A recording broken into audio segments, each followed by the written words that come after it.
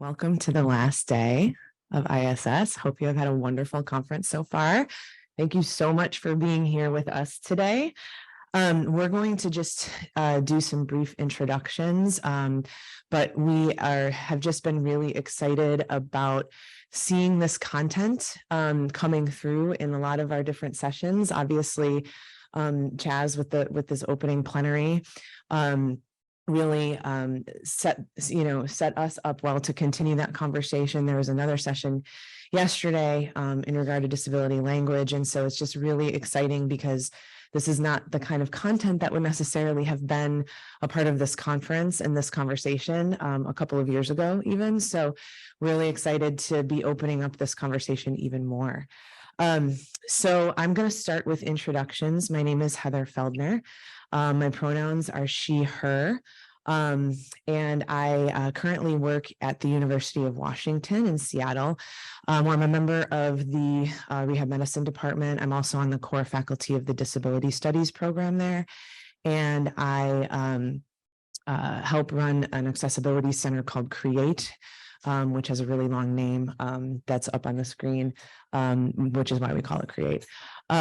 Just in terms a little bit about my positionality as it applies to these topics, I'm a cisgendered white female. I have children who identify as disabled.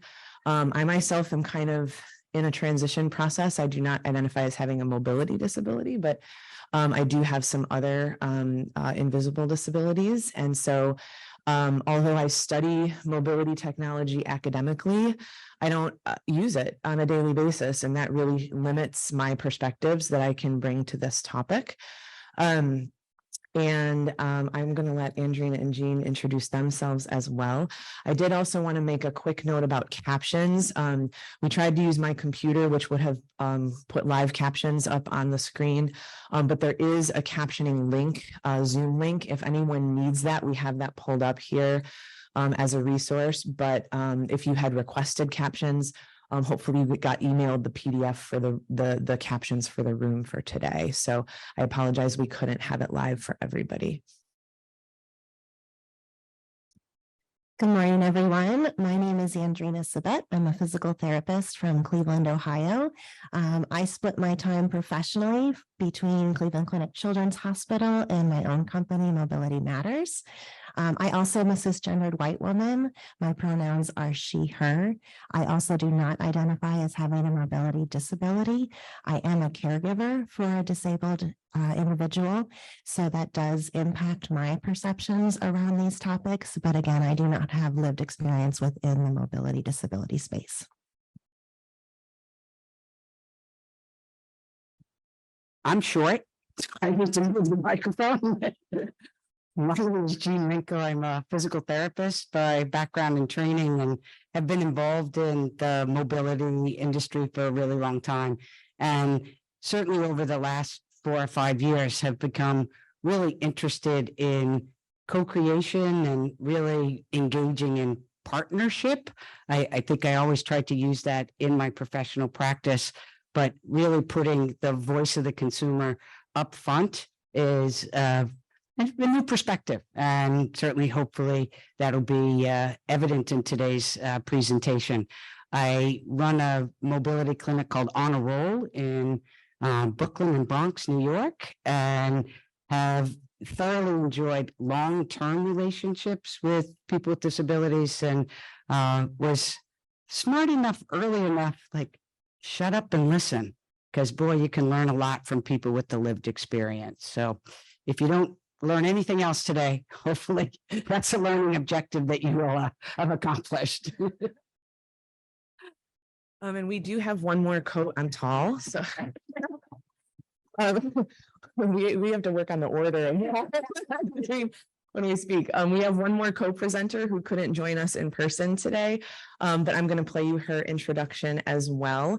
And I also do want to make a note about language. You're going to hear us use both identity first language and person first language today throughout the talk and throughout the videos that we're going to share. And we do that really intentionally to just kind of recognize that there are a lot of different perspectives on language and that it's also really powerful, but also sometimes contested, and then people have different preferences about that. So we chose to use both in this talk just because that reflects the preferences of the communities that we work with and our own identities as well. So we'll play Kayla's introduction.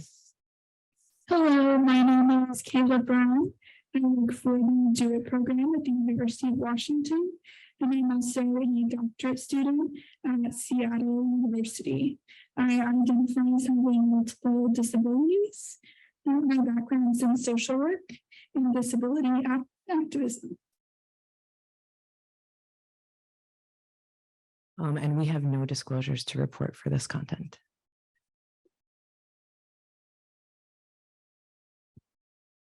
So just a quick overview of what we hope to accomplish and what our learning objectives are. And we talk a lot about the diversity, inclusion, equity, and lots of isms. And we're going to dive into ableism and one of the challenges around inspirational narratives and how it's a potentially unintended consequence, and how the disability community really has strong opinions and hopefully will begin to influence some of our both professional and personal behaviors around describing people with disabilities, engaging with people with disabilities. We also want to be talking about microconceptions that are perpetuated by that inspirational narrative. And microaggressions, but this says, oh, misconception. Hence my hidden disability. Compare the impact of the misconceptions and mobility acceptance, and then to list 3 professional and occupational constructs that will facilitate an alternative perspective and a professional practice. And that's really about internal work. And a friend of mine always says, you have to claim it and name it to tame it. So hopefully some of today will be kind of an awareness is really the first step towards understanding a change in professional and occupational practices. So let's get the conversation started. So first of all, we're asking the group over the last 2 years, what have been your experiences around diversity, equity, and inclusion? And I think Chaz really did set the stage, and there was a milestone moment, particularly in the United States, with the George Floyd tragedy and the reaction in society. And so we're curious, in your either personal and or professional roles, what was your DEI experience over the last 2.5 years? Just a couple of hands, people want to. And we're going to ask everyone to use the microphone because it's an excellent accessibility practice. So trying to be inclusive as we go here. Putting shoes on, by the way. Hello, everyone. My name is Lester Bennett. I'm glad to see everyone, but over the last 2 years, I see that the reality was George was like not so much the starting point, but like really like Trayvon and how those two connected. So over the last 2 years, I've loved to see that fight that I was truly having before George, that in reality, we were in the middle of a pandemic. Nobody had nothing else to do. So we really used that to say, we're going to do something. So over the last 2 years, I like to say I'm thankful that we've been able to kind of see some of the things that we need to fix in our world. And if we're going to say George, yes, but let's make sure we understand it. Like the reality was that there was a Trayvon prior, and 2020 was more of a, we didn't have nothing else to do. Thank you. Excellent.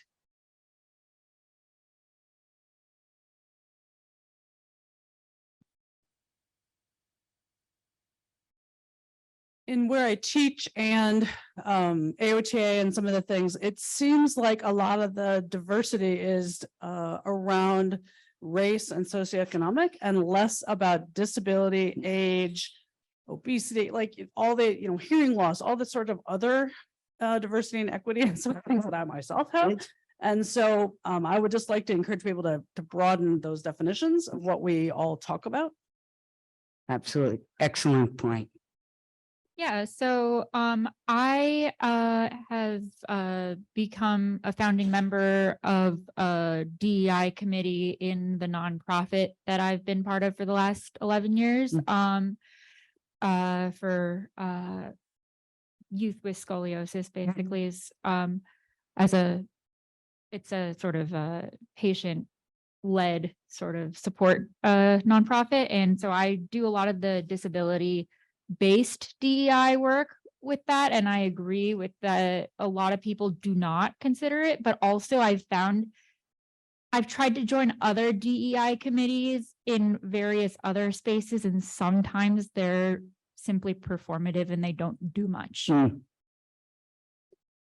Awesome. Okay, we have one We'll more. do one more. Yep.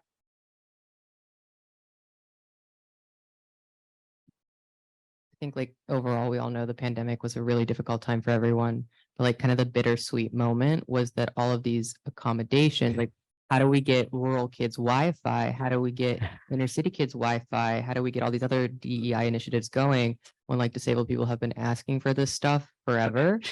And so it's like, hello. And miraculously in 90 days. Thank you for all of these amazing points, and wow, it's happening, which is so exciting. There's actually an amazing poem by Aurora Levins Morales about that very thing, and it's called Zoomlandia, and it was, if anyone's familiar, it's a really powerful poem, but it talks about just that. It's like accessibility and accommodation for remote work and learning wasn't a mainstream thing until we all needed it. But yet people with disabilities have been advocating for that for years and years and years. It's very, very powerful. So we touched a little bit, about what isn't. And Amber, I think you really hit it on the head that so often it's gender and race and socioeconomic. And it's like some of us are like, and disability, which magnifies all of the other inequities. So we often talk about disability as a magnifier of the inequities, and it's universal. And our last one is how often has ableism actually been a part of the discussion? And it's so interesting to me, particularly in a professional organization that supports people with physical disabilities. The discussion is at the professional level. And it's like, okay, folks, we're looking at the mirror. What of our practices are reinforcing ableism? And we had a session earlier and somebody said, we really want to express what our clients can do, what the beauties of their life are, what their interests are. And yet we're forced to write letters that say all the things that they can't do. And there's just a kind of a tangible example of, let's put those assets up front, because it's tough to be an invalid all the time. Anybody with comments on those?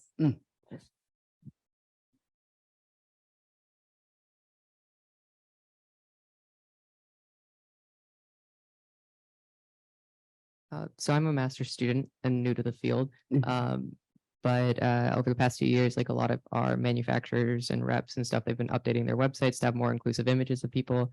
And one of the things they like to do is to take pictures of their technicians and their clinicians who use, mobility aids, and then post them online. So like coming into this as a student, I was expecting there to be a lot more wheelchair users here who work in the field. And that was kind of disappointing. Yeah. A weird form of ableism. Thank you. Let's see, how many do we?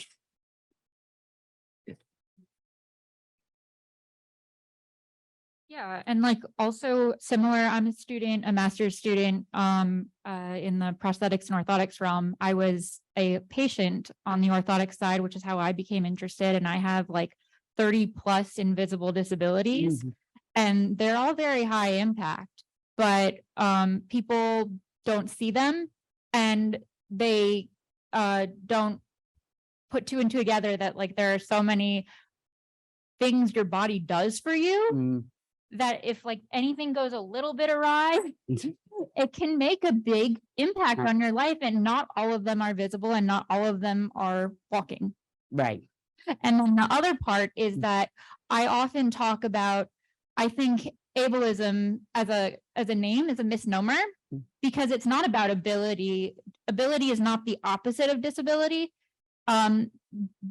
Basically disabled, the opposite of that is enabled. So has somebody been enabled to access their environment, or have they been disabled from accessing their environment?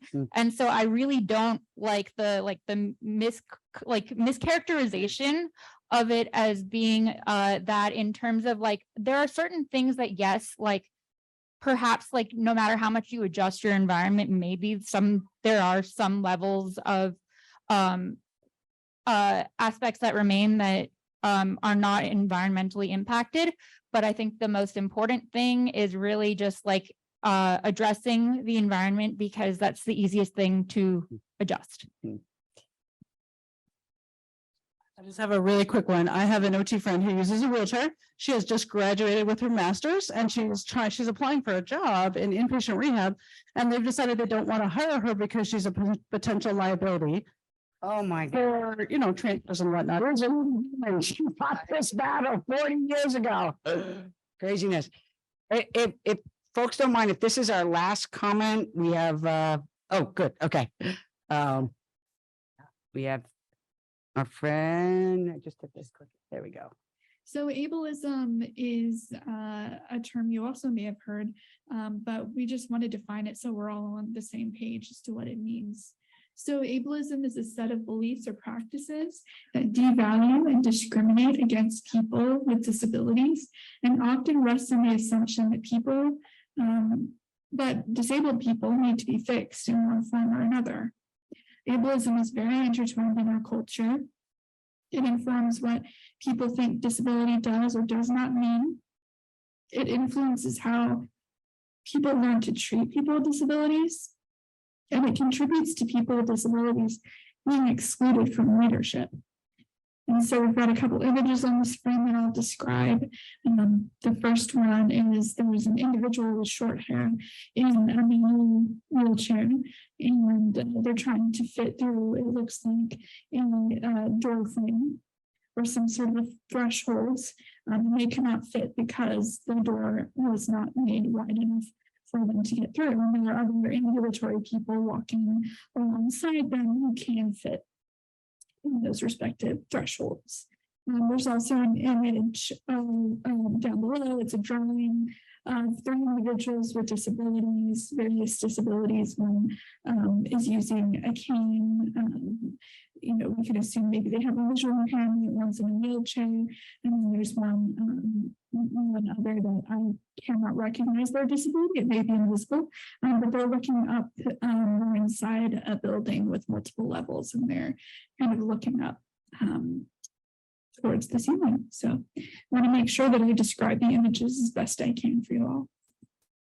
So the systemic effects of ableism. So we talked about what ableism is, right? But now we're going to go and see the actual impact of it. So some disparities in things like education, health, transportation, employment, and even research. Those are some disparities that we see because of ableism, as well as identity development. So there's a lot of stigma and shame and covering, and also the activism and pride. that come from ableism. And we'll talk a little bit more about what that activism side looks like. But, there are a lot of things that we don't really think about as being the effect of all of these attitudinal and physical barriers towards people with disabilities, such as education, right? That's one of the disparities. Less people with disabilities are getting college degrees. So where does that come from? We have to look at it as a system. We know that health, there's less access to things like mammograms, weight loss, and other kind of medical equipment challenges. So these are things that occur because of the systemic ableism we have in our society. And so ableism can be attitudes, it can be physical space, but it can also be the language that we use, the everyday interactions that we have with people. So there are things called microaggressions, which are small interactions that you may have throughout the day, small things that have big impact. So they're not intentional typically, but here's some examples of some microaggressions and kind of what the message is that follows. So one microaggression is she suffers from hearing loss, or he's in a wheelchair, he's bound or confined to it. So the theme of that microaggression is that disability is a tragic loss that limits or restricts. The message is that language assumes disability is a negative trait that needs to be fixed. When many people have disability or feel that disability is a positive identity. Another microaggression is I'm really OCD today, or I misspelled something, I'm so dyslexic right now. So the theme of that is that disability is a minor or common experience that can be used as a punchline. So it belittles the seriousness of the conditions that disabled people have. So, and then another microaggression that we'll talk more about is you are so inspirational. Your work, that's so amazing. You've achieved that in spite of your disability. And this is a theme that's called inspiration porn, which we'll talk more about. And the message there is that we're making a big deal out of people with disabilities doing everyday things, and it promotes the idea that they are lesser people.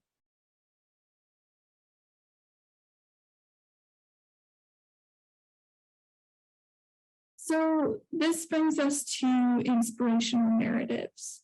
So many of us are bombarded with images and headlines and other types of media every day. And the narratives of those images for disabled people is often something that we call inspirational narratives or inspiration porn. And so there are a lot of memes, right? These pictures that are meant to convey a message that are passed around social media quite often. And many of you may have heard of phrases like, my disability in life is a bad attitude, or something similar. And so I've got two examples of images on the screen that both say the only disability in life is a bad attitude. The first one shows a little girl in prosthetics who's running alongside an athlete who also has prosthetics. And then the second image, it shows two people doing pull-ups, probably in a gym. One of them is still in their wheelchair. So it's conveying that, oh, you can do this even though you're in a wheelchair. And it also conveys the message that, you can't complain if you can't do this because there are people in wheelchairs who are also doing it. So we'll talk more about those narratives as well. I have more examples of some of these images that we're inundated with. And like I said, oftentimes they're called inspiration porn because they're objectifying people with disabilities. And So inspiration point is found in all sorts of means. In fact, late Australian comedian and activist Stella Young, she talks about this subject in a TED talk she gives, which we're going to show momentarily. But she describes how this terminology has been very deliberately applied here, as it objectifies people with disabilities to elicit some sort of emotion in an able-bodied viewer, right? So to make them feel better about their own circumstances. So, there are more images here. Typically, these ones are portraying people with disabilities as inspirational solely because of their disability, not any other context that we have from them, other than the action that they're doing in the image. So there's the first one that I have. It says, "Before you quit, try." It's got this child who is a double amputee and is using a pencil, drawing while holding a pencil in their mouth. And so before you quit, try, right? And then another one shows a child in a wheelchair that's meant to be for playing sports. This child is holding a basketball and they're on a court, and it says, "Your excuse is invalid." And then the third image shows a person in a wheelchair going up a hill that has a lot of rocks on it, and it says, "You never know how strong you are until being strong is the only choice." Is your only choice. And that's a quote by Bob Marley that's overlaid on the image. And so inspiration crime is harmful because it objectifies disabled people first and foremost. It fails to capture the rich and diverse experience of disability. Not all disabilities are people in wheelchairs. And so it narrows down what we see as disability. It sets low expectations for disabled people. And it makes disabled people feel as though their purpose is to inspire others. Inspiration Point does not celebrate or uplift disabled people. And there's one last meme. It's a person in a manual wheelchair on a beach. They have long hair, their arms are outstretched towards the water, the ocean. And it says, "Never ignore somebody with a disability, and you don't realize how much they can inspire you. Share if you agree." As mentioned before, we're going to be watching a TED Talk by Stella Young. And I'm going to give a quote that you will see in the video that is very powerful. So she says, that quote, "The only disability in life is a bad attitude. The reason that's bullshit is no amount of smiling at a flight of stairs has ever made it turn into a ramp. No amount of standing in the middle of a bookshelf and radiating a positive attitude is going to turn those books into Braille." So I really hope that you enjoy the TED Talk from Stella Young. This is exactly why you need to hear it from people with lived experience rather than us. So here we're going to play from the Stella excerpt. And the link is on the bottom there. Up here.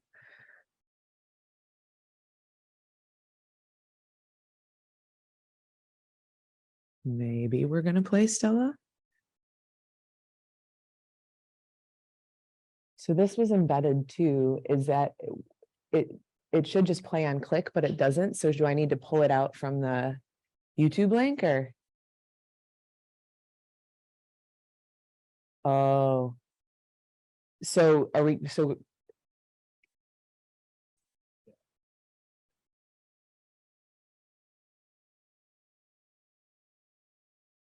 So it's embedded into the video. But even if I open it up, if this computer doesn't have Wi-Fi, that's a problem, right? We're building to the climax. Yeah. Oh, wait. Yeah. Yeah.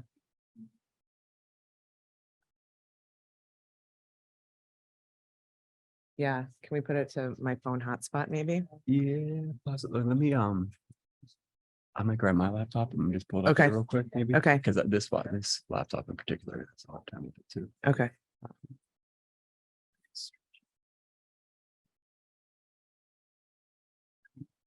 Okay. During the intermission, does anyone have any comments or questions?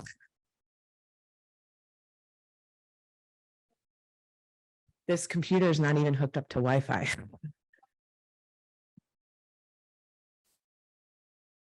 Yep.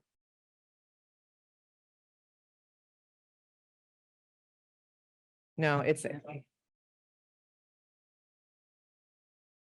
it embedded or is it online? It's YouTube video, so it's online. My computer's hooked up to Wi-Fi, which we were. Yeah, I think we're gonna try that.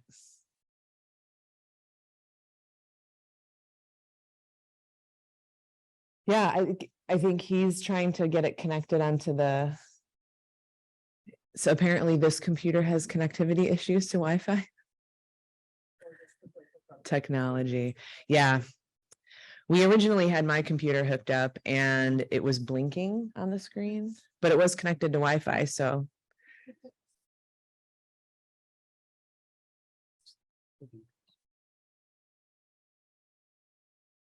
I wonder, do you want to go ahead and?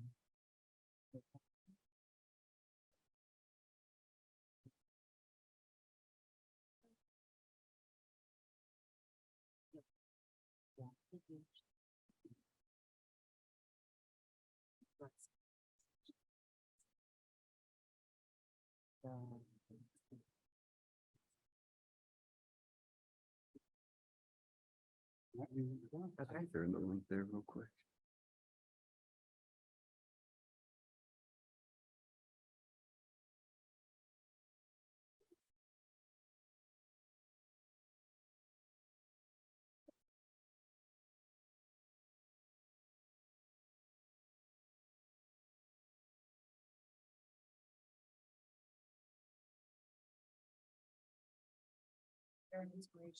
Absolutely. Sure, yeah, wait, give her the mic.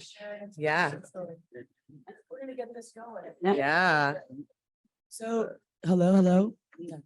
I'm Kendra. I live in Colorado and many of you know, so my significant other is blind and we ski. We're badass skiers.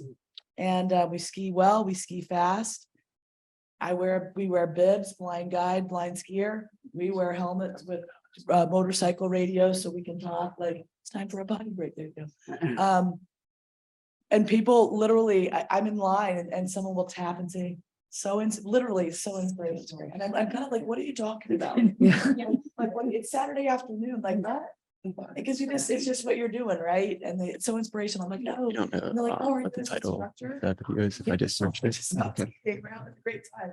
And it's nice and it's good intention. The other thing is our adult children, but our adult children going, oh my God, mom, you know, they're taking pictures. Are you guys aware they're taking pictures of you? And I'm like, I don't care. You know, I don't care if someone's taking a picture, but I usually do walk up and say, if you want the good stuff, you should video us while we're blasting past you, you know, or come and ski a run with us, you know, come and ski a run. So I don't care if someone's taking a picture, but having that conversation, my favorite is a teenager or someone coming up and saying, how does that work? Is he really blind? And how does that work? And then we go, oh, we got radios and it's really cool. I mean, I love the question, but we do get that of like, oh, so inspirational. Another comment I'll make in terms of like our bias. And our co-presenter.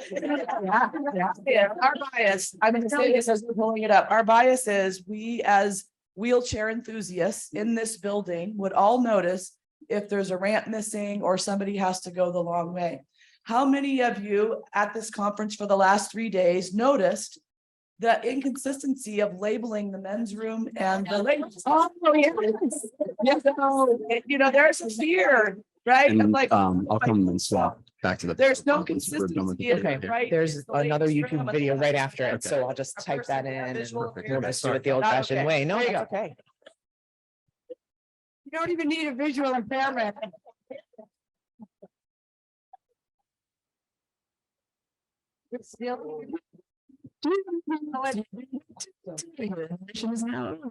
Okay, we have 2 computers now. One for our YouTube videos, the other one for our embedded videos, but here we go. Here's Stella. Thank you for your patience.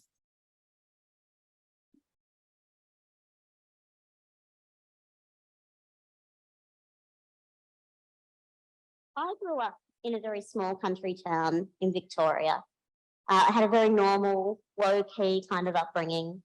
I went to school, I hung out with my friends, I fought with my younger sisters. It's all very normal. And when I was 15, a member of my local community approached my parents and wanted to nominate me for a Community Achievement Award. And my parents said, that's really nice, but there's kind of one glaring problem with that. She hasn't actually achieved anything. Yeah. And they were right. I went to school, I got good marks, I had a very low-key after-school job in my mum's hairdressing salon, and I spent a lot of time watching Buffy the Vampire Slayer and Dawson's Creek. Yeah, I know, what a contradiction. But they were right. I wasn't doing anything that was out of the ordinary at all. I wasn't doing anything that could be considered an achievement if you took disability out of the equation. Years later, I was on my second teaching round in a Melbourne high school, and I was about 20 minutes into a year 11 legal studies class when this boy put up his hand and said, hey, miss, when are you going to start doing your speech? And I said, what speech? I'd been talking to them about defamation law for a good 20 minutes. And he said, like your motivational speaking. When people in wheelchairs come to school, they usually say like inspirational stuff. It's usually in the big hall. That's when it dawned on me. This kid had only ever experienced disabled people as objects of inspiration. We are not, to this kid, and it's not his fault. I mean, that's true for many of us. For lots of us, disabled people are not our teachers or our doctors or our manicurists. We're not real people. We are there to inspire. And in fact, I'm sitting on this stage looking like I do in this wheelchair, and you are probably kind of expecting me to inspire you. No. Yeah. Well, ladies and gentlemen, I'm afraid I'm going to disappoint you dramatically. I am not here to inspire you. I am here to tell you that we have been lied to about disability. Yeah, we've been sold the lie that disability is a bad thing. Capital B, capital T. It's a bad thing. And to live with disability makes you exceptional. It's not a bad thing, and it doesn't make you exceptional. And in the past few years, we've been able to propagate this lie even further via social media. You may have seen images like this one. The only disability in life is a bad attitude. Or this one, your excuse is invalid, indeed. Or this one, before you quit, try. Yeah.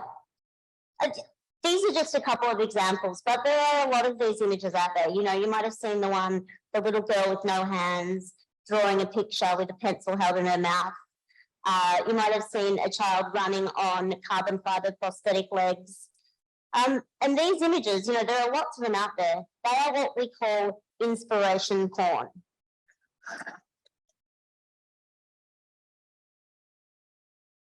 Oh, hey, I was just going for a drive, which is wild because up until very recently, you thought of driving more than That's when we think we gotta figure it out. Come on. Come on. And I use the term porn deliberately because they objectify one group of people for the benefit of another group of people. So in this case, we're objectifying disabled people for the benefit of non-disabled people. The purpose of these images is to inspire you, to motivate you, so that we can look at them and think, well, however bad my life is, it could be worse. I could be that person. But what if you are that person? I've lost count of the number of times that I've been approached by strangers wanting to tell me that they think I'm brave or inspirational. And this was long before my work had any kind of public profile. They were just kind of congratulating me for managing to get up in the morning and remember my own name. And it is objectifying. These images objectify disabled people for the benefit of non-disabled people. You know, they are there so that you can look at them and think that things aren't so bad for you, to put your worries into perspective. And life as a disabled person is actually somewhat difficult. We do overcome some things, but the things that we're overcoming are not the things that you think they are. They are not things to do with our bodies. I use the term disabled people quite deliberately because I subscribe to what's called the social model of disability, which tells us that we are more disabled by our bodies, the society that we live in rather, than by our bodies and our diagnoses. So I've lived in this body a long time. I'm quite fond of it. It does the things that I need it to do, and I've learnt to use it to the best of its capacity, just as you have. And that's the thing about those kids in those pictures as well. They're not doing anything out of the ordinary. They are just using their bodies to the best of their capacity. So is it really fair to objectify them in the way that we do, to share those images? People, when they say, you know, you're an inspiration, they mean it as a compliment. They mean it as a compliment. And I know why it happens. It's because of the lie. It's because we've been sold this lie that disability makes you exceptional. And it honestly doesn't.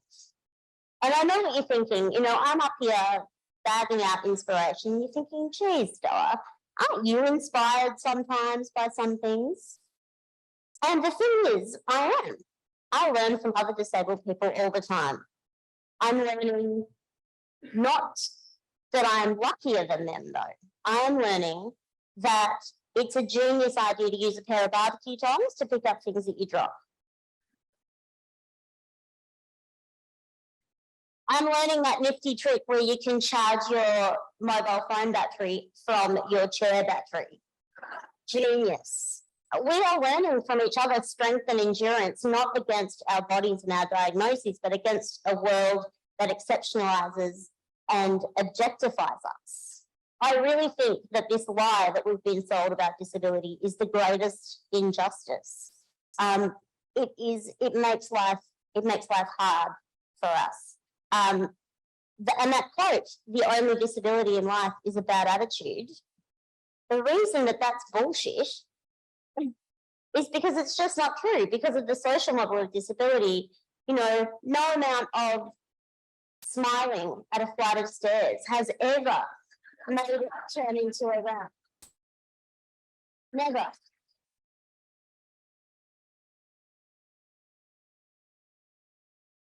You know, smiling at a television screen isn't going to make closed captions appear for people who are deaf.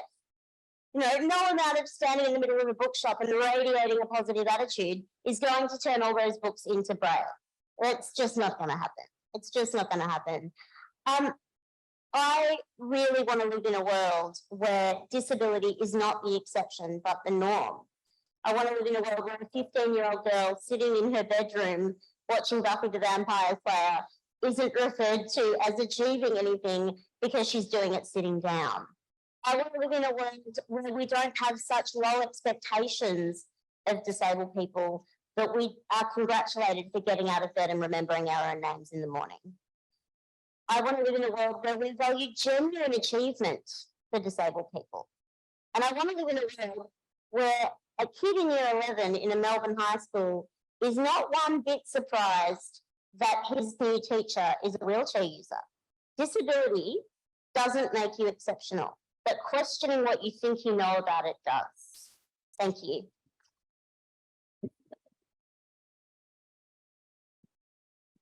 Pretty powerful stuff, right? The link for that video, you can look it up, Stella Young, but we have the link in our slides that we will be happy to share with you all after the presentation. I'm going to play a clip of one more that kind of flips the narrative of being inspiring on its head. It's from a comedian in the UK. So just bear with me because I need to type in the old-fashioned way here. It's so it is worth the wait. And I also apologize in advance because the YouTube video for this next one did automated captions and they're very terrible.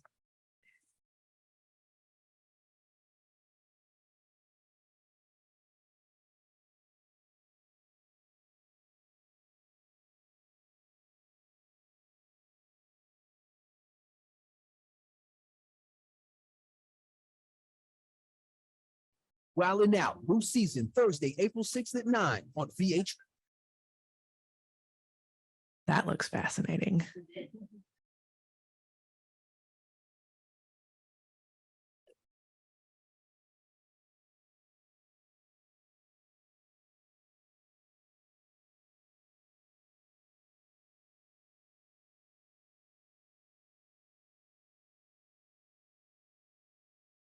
Hi, I just swear. Oh, it's so inspiring, but well done. I just wanted to say you do a great job. Thank you. Really inspirational. Is that the people? I just thought someone like yourself would know where it was. Have a good day. Cheers. You can walk down the steps. How did you do that? That's so inspiring. I've been stuck here 10 minutes. Are you a Jehovah's Witness? Oh, that's so inspirational. Have you spoken to this before? Okay, I'm just gonna skip ahead here. Right, inspirational. The best part. Oh, did you go to the toilet by yourself? It's so inspiring how people like you can take care of yourselves. Thank you for your sticker. Says I'm inspired. Well done. Very well done. Worth the wait, right? Worth the wait, yeah. Okay, we're gonna flip back to our other computer here, so just give us a second. If anyone has any more comments, we'll come around with the microphone. We will still need audio, please, yeah. Thank you. Give it up for our AV guy. Yes, wow, this is amazing, yes, awesome. Okay.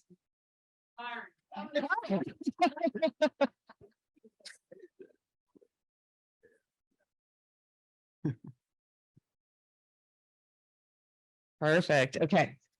Thank you so much.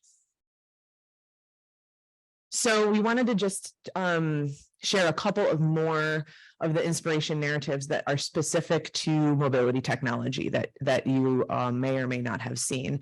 And so the top left one is a picture of a couple at prom, and the quote on the clip says, he asked her to prom even in her condition, like and share equals respect, right? We see a lot of these, right? Promposals, where they would not be really any different than anything else, but disability is part of the equation, right? So it becomes that inspiration. The one on the left, there's a person in a manual wheelchair who is reaching up for a bottle on a top shelf. And the quote associated with this is, there's been a miracle in the alcohol aisle, because no one uses a wheelchair and also uses their legs, right? And then the bottom one is kind of a backdrop of someone leaning down, talking to an individual in a manual wheelchair as well. And it says, challenges are what make life interesting, and overcoming them is what makes life meaningful. So just another kind of visual of these images that we're bombarded with. It's in the headlines too, right? We think about the language that's used around disability and the storylines that are used around disability. Here's one example. It's a person doing a flip at a skate park in their sports chair. And the quote is, disabled man defies his condition by using his wheelchair to do backflips in a skate park, excuse me. That would be fun to do backflips in a state park as well. The second one is just a headline that reads, although her wheelchair helps her get around, Janet has been working hard with PT Bethany to no longer need it and gain back her independence, because you can't be independent if you use wheeled mobility, right? And this is one that hits close to home for Andrina and I.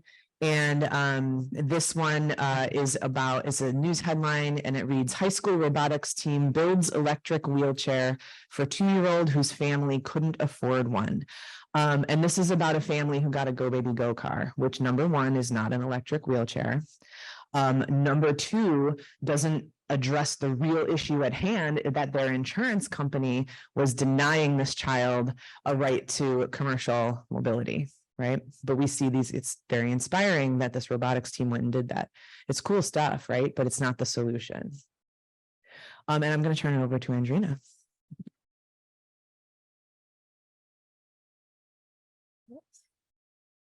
All right, so our professionals inspiration adjacents. So this is a call to action for everybody here to really examine how our own individual biases may be affecting what we do in this area.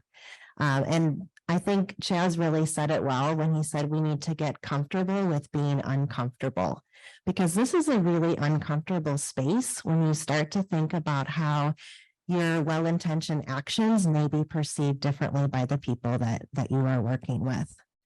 So this is just a couple of examples about how professional roles can kind of play into some of these narratives.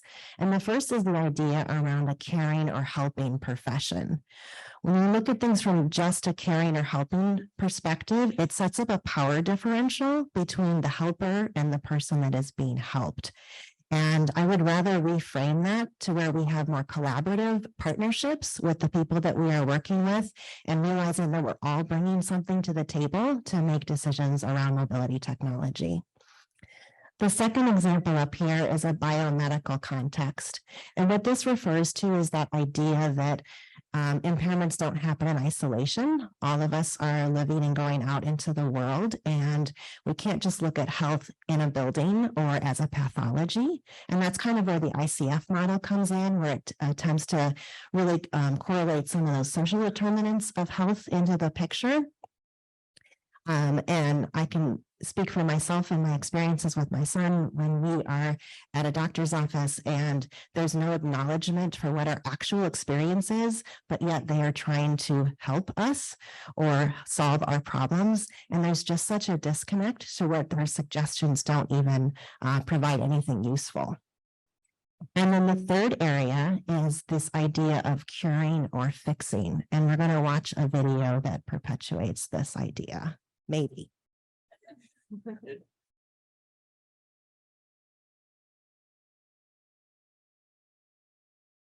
Oh, it's going to be the same thing. All right. So I think we're going to skip this one, but I'm just going to kind of describe it. What is this from? Is this from Glee? This was from Glee. And this is a scene where Andy is in a wheelchair and he is with his friend. They're at the mall, they're shopping, and she's going to go up and buy him a pretzel. And he stops her and says, hey, you know, I wanted you to know that I took your advice and I went to the doctor, and all those therapies you researched and all those medications, well, we started them yesterday. And look, they're working. And then he proceeds to get up and go into a big dance scene. And then at the very end of the scene, he falls back dejected into his wheelchair with a very sad look on his face, because it was really just kind of more of a fantasy. But I think what was important about this clip is really looking at that idea. And I think we see this, or at least I can see this in my profession as a physical therapist, where the wheelchair is looked at as some sort of failure. And we really need to focus more of our efforts on curative or not needing the wheelchair in the first place. Very quickly, as time ticks by here. So we really want to impart to you some perspectives where the system puts us in a position, and just being reflective for yourself. So in decision making with clients and families, and we may be using protective strategies, like, do you show somebody a product that might not be covered?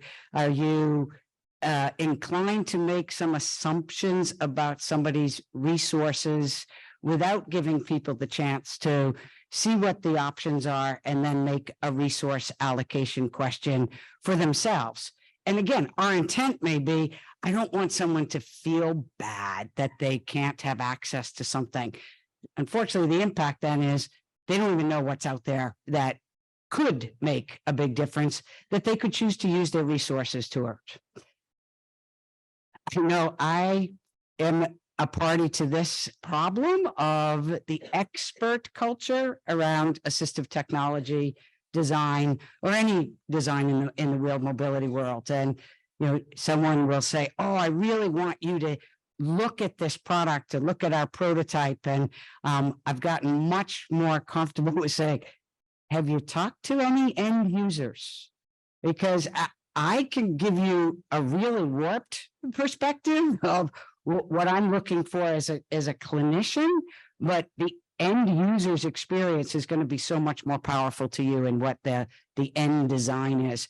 And frankly, I love to be a part of the sessions where the end users are giving their feedback, because and I gain a much more holistic perspective as to what design can and should be. And I think it really flips the question of, are you building to a need? Is the need being perceived by the end user? So if you are asked as the expert, be sure to include, and co-creation is just so important and not used often enough in our industry. And thirdly, I am the dinosaur and Neanderthal in the room here.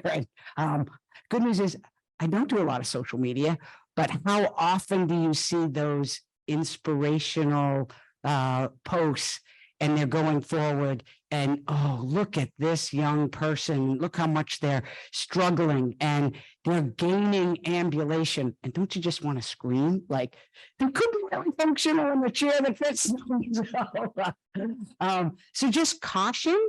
And it is a place where you can inform other people. I'll give you a personal example. My brother's older than I am. And in the Boston area, there's this Shriners ad. And the cute little kid and the blankie. And he's like, isn't this a cool ad? And it was like, I lost it. And it was like, no, it's terrible. It is so degrading and is a charity mode. And he's like, oh, I didn't know you'd feel so strongly about it. But I think that's what we have to do in our allyship. We only have 3 minutes. Yeah, we're gonna wrap up here. Okay. So what are some alternative narratives? We wanted to leave you with some of these and also share some resources about how we can all be better allies within our communities, both personal and professional. And these videos are embedded, so they're gonna work when I click. Yay. And this first one does not have any sound.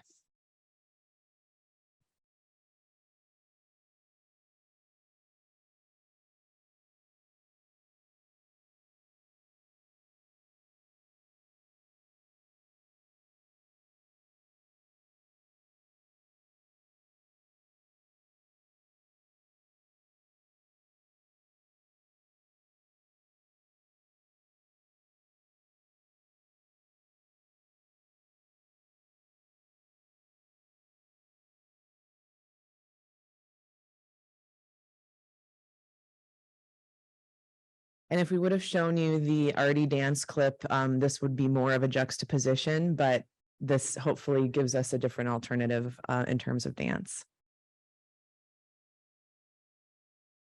Oh, maybe not.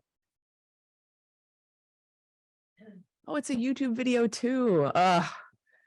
Anyway, it's a beautiful integrated it's a beautiful integrated dance clip of people from a variety of disabilities, and it's awesome music. And I'm sorry that with all of these technical things. And so we wanted to share some of our favorite allyship resources with you all that hopefully can be taken back and shared. I mean, this is just, you know, again, one part of our bigger conversation, one part of our journey to become as inclusive as possible. The first one there is actually a bystander training to support the disability community in public. For all of the instances that have been shared about that unwanted, contact or question. The second one is actually a checklist that we can all use and learn from about creating more accessible events, such as conferences. And that's just a University of Washington resource that we have. Actually, that's the third one. No, that's the second one. The third one is some different Disability Alliance and allyship resources, again, from Kayla's program, Do It at the University of Washington. And then the last one is one of our favorite books. It's called Demystifying Disability by Emily Ladau, who is an activist, a former advisor to the White House Council on Disability, and just has so much to say at a very kind of readable, accessible way in terms of disability and language and allyship. And so we hope those resources are useful for you all. And here is our contact information if you'd like a copy of the slides, the video links, the ones that worked and the ones that didn't. And thank you all for being here and being part of this conversation. So.